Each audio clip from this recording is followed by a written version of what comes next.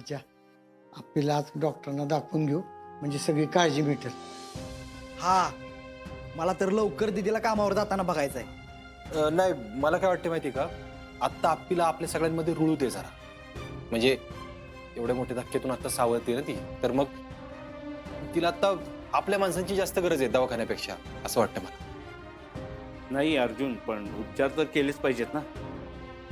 दादा, मी आप्पीच्या अधिकाऱ्यांबरोबर बोललोय, तर ते सरकारतर्फे तिला मदत मिळणार आहे उपचारांसाठी. त्यांचं काय होतं बघू आधी, मग ठरवू आपण काहीतरी निर्णय घेऊ.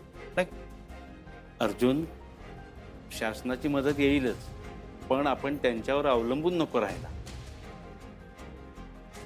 काय आहे, एवढा मोठा अपघात झाल्यानंतर अपर्णाची मानसिक अवस्था नक्की काय आहे हे डॉक्टरांपेक्षा चांगलं कोण सांगू शकेल? हां, होय, स्वप्नील सर म्हणतात ते बरोबर आहे. तसं बघायला गेलं तर मला आप्याची तब्येत जरा अशक्तच वाटते हो. हां. हो दाजी, मी डॉक्टरांना कॉल करून बोलवून घेतो, म्हणजे काळजी मिळेल आपली. पुढचं काय ते स्पष्ट कळेल आपल्याला. उमा,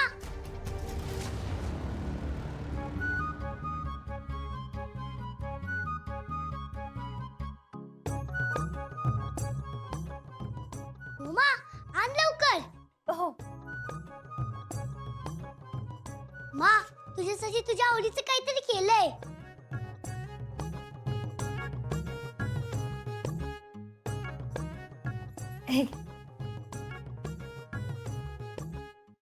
हे बघ,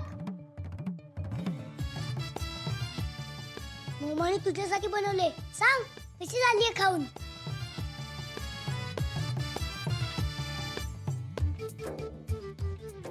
काय झालं मा? अमोल बाळा, मी तुला काल काय सांगितलं होतं की मला जास्त प्रश्न विचारू नको. कसं आहे, जुन्या आठवणी ताज्या झाल्या तर उगाच तिला त्रास होऊ शकतो ना, है ना. ओ बाबा, सॉरी मा.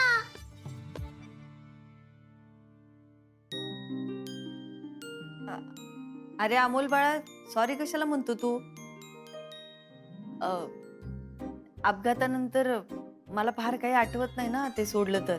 इट्स ओके मा. वंस, हे बघा, तुम्ही काहीच काळजी करू नका.